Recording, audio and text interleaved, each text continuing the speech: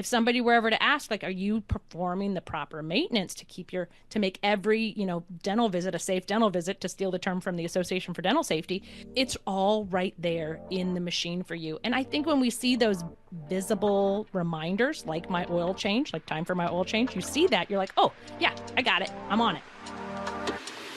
Welcome to the Phil Klein Dental Podcast. In today's episode, we're focusing on a critical topic for both patient safety and the protection of your dental practice, and that's infection control. As regulations become more rigorous and patients grow more aware of clinical standards, it's essential for dental teams to stay ahead, and that's where technology and automation are making a real difference. We're joined today by Amanda Hill, a nationally recognized expert in infection control, who shares the latest advancements in sterilization and compliance tools. From preventing waterline contamination to ensuring every sterilization cycle is accurately documented, Amanda explains how the right technology can help your team maintain high standards, avoid costly errors, and deliver safer care across the board. And I do want to mention that Amanda presented a terrific webinar on Viva Learning on July 9th. You can watch the on-demand version of that at your leisure. The title of it is The Top 3 Infection Control Mistakes You Probably Don't Know You're Making. So if you missed it, you could find it on vivalearning.com. Type in Hill, Hill, in the search field. You'll see the webinar. I highly recommend it. Before we bring in our guest, I do want to say that if you're enjoying these episodes and want to support the show, please follow us on Apple Podcasts or Spotify. You'll be the first to know about our new releases, and our entire production team will really appreciate it. Amanda, thanks for joining us. Phil, it's so great to be back again. Thanks for having me. Yeah, we're very happy to have you on the show, and it's been a while, and I'm glad to have you back. So when it comes to infection control and prevention, dental water lines often fly under the radar, yet they pose significant risks if not properly maintained. So can you share with our audience some of the hidden dangers associated with poor waterline maintenance and why this is such a critical area in today's infection control environment and how dangerous it can be if we let this go unchecked? Absolutely, Phil. Water is dental unit waterline somehow have become my passion. I call myself the waterline warrior. And it's really something that wasn't on, I think, many of our radars, which is why I still think it's kind of that missed thing, right? People still aren't aware of it. But we have states now coming in and now regulating testing. So it's not even just guidelines. It's not even recommended. Like we have Georgia just regulated waterline testing. And so I think why it is not on the radar is because it feels new to people. It's not new. We've known this science for a while. But what is happening is, I think with medicine, we're getting better at figuring out the why behind illnesses. So we're seeing more and more infections occur. I don't think it's because more and more infections are occurring. I think it's because we're getting better at knowing the why behind an infection. So what can happen is when you are using water that's over 500 colony forming units per milliliter per the EPA standard, you are now putting your patient at risk for an infection from Pseudomonas or Legionella, Mycobacterium abscessus, and that can and has occurred in both children, in elderly, and really people that are more immunocompromised and more susceptible to infections. And that's happened through different surgeries, and it's happened through, pulpotomies and things like that. So this is something that we need to be aware of so that we know that the water we're squirting in our patient's mouth is always safe and that we're not going to cause a subsequent infection. So those were tied directly to a dental visit. Yes. Now, yeah, medicine's gotten so good now that they can get the DNA of the infection and go back to the water lines and be like, whoa, this is the same DNA. Like they can tie it that easily. So then there's no like, oh, it might have been somewhere else. No, this is it. So when you're getting into this kind of legal territory, when the DNA match provides conclusive evidence that undeniably pinpoints where the patient was exposed to the pathogens, it's like a slam dunk for the prosecuting attorney. That's really serious. So what's the ramification typically for the practice that was responsible for contaminated water lines? Well, of course, there's a huge malpractice lawsuit that happens, right? And, offices have to pay often disclosed sums of money. I couldn't tell you what they are because typically that's hidden away. But But what happens to and certainly reputation and what hits the news cycle and those, but patients, these aren't just like, oh, I got a little like, infection and now I'm going to take some antibiotics. Patients have lost jaw structure. They've lost permanent teeth. They've been facially disfigured. One of the treatments for Mycobacterium abscessus is this really strong antibiotic that they use for leprosy, and it causes hearing loss. And so these are long-term ramifications for these patients. It's not just a simple like, oh, I was down for a couple days. Like this is lifetime, life-altering, It's life-changing life-threatening. infections. Yeah, life-threatening. Yeah. So tell me that it's not that prevalent before we go on in this podcast episode, that this is so rare that it's not something that patients have to worry about on a regular basis. But nevertheless, dentists should still be extremely stringent on infection control regarding their water lines, which is you're now the warrior of that. What is the prevalence? It's a hard question to answer because let's say I live in the state of Virginia. And last year, I was contacted by a lawyer for a dentist in a waterline case. And so a child had been infected from directly tied to the dental unit water lines, and I got to give testimony in this case, right? But then this case settled fast. The moment the dentist, actually, it was fascinating when the assistant was being deposed. The lawyers, asked the assistant, like, okay, and when was the last time you tested your water lines? And the assistant was like, I don't know. And the dentist immediately, like, of course, assuming that this is happening, not happening. And so this case settled fast. So this case never hit the news cycle. This case never showed up anywhere. No one would know about this case unless, like, I only knew about it because the lawyers called me. So that settlement was contingent upon an NDA. Exactly. Okay, so exactly. they're not supposed to say anything. I think there's more cases than we know. Yeah, and also the dental office is vulnerable to a disgruntled employee, someone who wants to be vengeful back to the practice when they know very well that the criteria, the protocol for infection control on that water line is not being complied with. So they're opening themselves up to a lawsuit internally through OSHA. Absolutely. And I got to tell you, Phil, I hear from dental professionals, team members. Often they'll message me, they'll DM me and say, hey, I took your course and I know we're supposed to do this and this and this, but my doc says no. What do I do? Mm-hmm. Yeah. So don't ever put yourself in that position. Yeah, that's you're really making yourself vulnerable, and you're leaving your business unprotected from a lawsuit from an employee. Of course, a patient too. So you gave a Viva Learning webinar, Amanda, I think it was July 9th of this year. It was very good. The title is The Top 3 Infection Control Mistakes You Probably Don't Know You're Making. In that webinar, you touched on some common sterilization missteps, things like wet packs, cycle interruptions, or even overloading the machine. Which of these mistakes do you see most often in the field, and what are their implications for patient safety? I think most of the ones that you mentioned actually stem back to wet packs, because wet packs can occur if you interrupt that cycle. Hey guys, we need that special handpiece. Oh, it's in the sterilizer. Oh, just open it, right? And so it's not completed the cycle. Or, you overpack the sterilizer and the packs can't ever get dry. It's kind of like if you overpack your washing machine and, not everything gets clean, right? It comes out dirty. And so really, I think one of the big ones is wet packs. And the reason why wet packs matter, people are like, well, it went through the sterilizer. It's fine.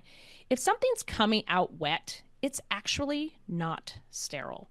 And the reason that is because the paper, that paper pack or that, paper wrapping, when the steam comes in, it actually like opens up pores in the paper. It opens it, and then the steam can come in, and then it needs to dry to close the pores back up. And if it doesn't close, it remains susceptible to new infection, new, microbes getting in there and then making that device that's inside no longer sterile. And so I think wet packs is a huge one. And one of the things that I love about Midmark sterilizers, and we'll get into this, I'm sure, in a minute, but they have this new system that when you go to open a load, when the autoclave is done, it actually asks you on the screen, are the packs dry?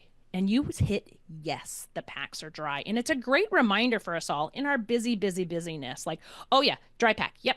And if they're not dry, Why? And let's figure that out and let's brainstorm that and let's troubleshoot that before all of a sudden we're all using instruments that Now, aren't when sterile. you hit that button, does the machine know who is actually pressing yes, they're dry? Is there a It login for that cycle? There is a login. Okay, Yes. so there's accountability built into this. Exactly. Okay. Exactly. Is really key. Yeah, well, absolutely. And if the dental assistant or whoever's in there in the sterilization center knows there's accountability, they're not going to blindly hit the button because they need to go on with whatever they're doing. They're going to say, I'm held to account for making sure that these instruments are dry. Now, the post sterilization reinfection of the instruments, that happens when they're wet in the wet packs, when they're taken out, right? Because inside the actual chamber, even if they're wet or damp, it's still a sterile environment because the Absolutely. whole, right. But when they're handled or taken out, you're saying it's post sterilization reinfection of that pack. Exactly. Or maybe you take that pack out and you set it on top of your autoclave, which you probably shouldn't do. You need to store it properly. And what all is floating in the Right, right. aerosols in your Somebody comes in and sterilization center. coughs, somebody sneezes. So Exactly. so the integrity of that pack is deprecated once it's damp and it has to dry. Absolutely. So there's a process though in the way the system works where it dries these packs, right? Before you can open it. Is that Exactly. Yes. So you let the entire cycle complete, goes through the drying cycle. Think about it's like your dishwasher. If you ever you pull out something early from the dishwasher and it's hot and it's wet still, right? It never went to the dry cycle. Well, a sterilizer needs to go through that dry cycle so that, that pack can dry so it can close back up. And again, one of those accountability perks that new Midmark has is if you interrupt a cycle, like you decide like doc it's favorite handpiece, there's only one, and he's like, I don't care, grab it. Again, you have to put in your initials. You have to, if you're interrupting a cycle, it says items aren't sterile, are you sure you want to do this? And you have to put in your initials and then open it. Talk about accountability. So then and then you'll get a report that shows like, hey, you had a bunch of cycle interruptions. And that's a great way to let an office know like, hey, why are we getting cycle interruptions? Do we need to order another handpiece? Does someone on our team not understand the sterilization process, like why this matters, why you have to get through the dry cycle? And so I think it's a great way to not only teach, but then also a way for everyone to understand that sterilization. Yeah, all these different automated features that come with this equipment that could preclude a problem, a human error is worth its weight in gold. If you do see dampness in those packs when the cycle is finished, that should say, okay, it's time to troubleshoot why this is happening. Exactly. Okay. Yeah, I could see why you're into this. This is kind of cool, this infection I control think so. stuff. Yeah. It's more interesting than endodontics, doing root canal. That's what I did my whole career. Oh, yeah. Yeah. I So, fell asleep as a dental assistant during those. yeah, they all do. Every assistant I ever had, we're like thinking about something else, trying to talk to me. I'm trying to focus, and they're telling me about the picnic they were on or the concert they went to. And I said, I'm just trying to stay awake, Phil. Yeah, I'm just right. trying to stay awake. Exactly. Am I the only one that has to be paying attention to this actual procedure? Pretty much. So let's talk about documentation, Amanda, for a second. Documentation is absolutely essential when it comes to infection control, not only as a regulatory requirement, but as a critical safeguard for patient safety. What are some of the most common documentation shortcomings you see in dental practices, and what can teams do to prevent them? Well, probably the first shortcoming when it comes to documentation is not documenting, right? There's actually a lot of documentation that needs to be done in order to be compliant. And I got to tell you, it feels a little like busy work if you don't understand the why behind the documentation. You're like, really? I got to write down the temperature of the autoclave every time. I got to write down that it came to pressure every time. Like I got to notice that those indicators changed every time. Like can't we just assume that happened? But the problem is when we don't do those documentations, when we don't like write those things down, then we miss the failures. We miss those things that happen. And documentation is also what's going to save you if there ever is indeed, God forbid, some kind of lawsuit or some kind of question. And when you can say, yeah, here's our spore test. Nope, we check our temperature every time. Like here's our logs. But some of these documentation requirements, I almost feel like for a small practice are impossible.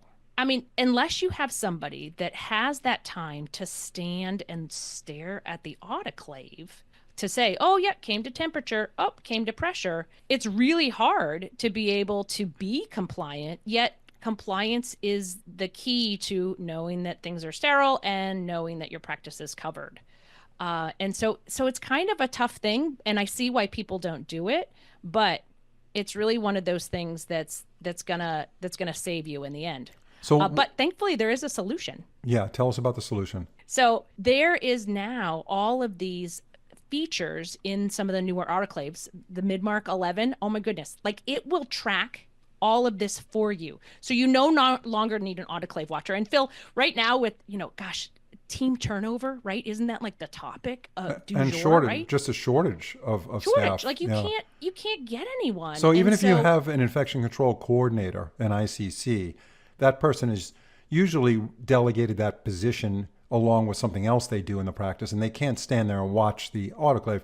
Is that what people did in the past? The older units where they had none of truthfully this? feel like I think people didn't do it, or I think the people that were doing it were more FQHCs and things like that, where you had somebody that it was just their job to be in sterilization. Now, your regular practice, typically it's your dental assistant who's also busy assisting the dentist. They don't have time to stand. Or maybe in the past they would do it every 10 cycles. Maybe. And if Yeah. if the thing was running fine every 10 cycles, they would assume the 9 cycles in between were also running fine. I mean, maybe they Absolutely. did that. Yeah. So Yeah. so what does it do, this machine from Midmark, as far as documentation, where let's just say that there was a lawsuit, God forbid, and somebody sued our practice and the attorney said, I need to see all the documentation from that entire day where that patient was being treated. What do I do to the machine to get this data out of there so that I could present it to an attorney? Yeah, it is all stored right there in the machine, and you can even have a thumb drive that has it. It can go to the cloud too if you want it to. Like you have some options on how you want to do it, but it records that time, that temperature, that pressure. It records that whole yes, like when I opened it, they were dry. It records, that I'm the. It even Phil. Like right now, my car is getting an oil change, and you know why my car is getting an oil change? Because the light came on that reminded me that it's time for the oil change, which I can't remember in my busy life that it's due, right? This machine even tells you that maintenance is due. Yeah. And so you check every day that you did your daily maintenance and you put in your initials, your weekly maintenance, you put in your initials. It shows you little videos on how to change the gasket. So there's no like hunting for like, where is that instruction manual? Like what? When was the last time we did that? Oh, we've had so much turnover. I don't remember, right? It's all in that. And so if somebody were ever to ask, like, are you performing the proper maintenance to make every, dental visit a safe dental visit, to steal the term from the Association for Dental Safety, it's all right there in the machine for you. And I think when we see those visible reminders, like my oil change, like time for my oil change, you see that, you're like, oh, yeah, I got it. I'm on it. So it's great that the autoclave automatically logs this critical information about how the autoclave is performing. But if there are some problems, let's say the temperature doesn't get to where it's supposed to be, or the instruments aren't drying properly, how does it alert the office that these issues are going on in the cycle? It shows you beautifully on the panel. And in fact, the panel is so nice and easy to read. You can read it from like even my 50-year-old eyes that I had to go to the DMV and get an eye test yesterday. That eye test is getting harder, Phil. I don't know why. I did that. But, I did that 2 weeks ago. They Did used you? to Oh. in Texas. It was every 10 years. Now it's every 8 years. He said, "I'll see you in 8 years." And I said, "8 years? I thought I had 10 years." He goes, "Nope, 8 years." The eye test was tough. I just took it too, just recently. Yeah. That O and the D, they should never have the O and the D Yeah, next to each other. yeah. That's tricky. But, But this one you can see from so far away. Like I could see it. I'm sitting in my op. The autoclave is far away. Like I can see, first off, I can see the progress bar. So I know like, ooh, okay, it's still red. It's not ready. It's not ready. And then it turns green. But you could also, if there was an error, that's going to show up and you're going to see it. You cannot miss it. So typically, Amanda, with technology that offers a lot of features, it gets a little complex to work with, and the learning curve could be pretty steep. What's it like with this particular model you're talking about, the Midmark? I think you mentioned Midmark 11. Is this something that needs a lot of training on? Do we have to prepare a staff member to really understand the nuances of this, or is this a pretty easy and fast learning curve? I totally get what you're saying. No, all of it just goes in this step by step by step. It's just how it's so intuitive and it's exactly how you would think to do it. Oh, press that. Okay, next press that. So there's no like, okay, open this, go here, click through here, and then do this to find that cool feature. No, they all just, it's just part of So the 5 minutes, sterilization flow. 5 minutes, you could teach me how to Yeah, use this. absolutely. So I want to pivot a second back to waterline contamination. I know we were talking about autoclaves right now. We'll get back to it in a second, but we didn't talk about testing. What's the key thing to make sure your water lines are up to speed and they're not contaminated? Quarterly. That's how you know whatever protocol you've chosen is going to work. The only way to know is to test it because you're not going to see it. You're not going to smell dirty water. You're just not going to know until. And if you get a test back that's not positive on a quarterly basis, that means that that water is not up to speed for quite a while because it could be as far Probably. as 3 months prior. Yep, Okay, so you got to get your ducks lined up very quickly and get to work. Yeah. absolutely. So as we wrap up this podcast, Amanda, and it's been very enlightening, I'd like you to just give us some final thoughts on how newer technologies on the horizon that include smart automation tools built into it, like what we discussed today, how that really helps us manage infection control prevention, helping us become more compliant, allowing us to do things that were just really kind of impossible to do in the past, considering that many of us have small teams and we have a very busy practice. I think technology can be that team member that we can't find or we can't afford or we can't, bring on.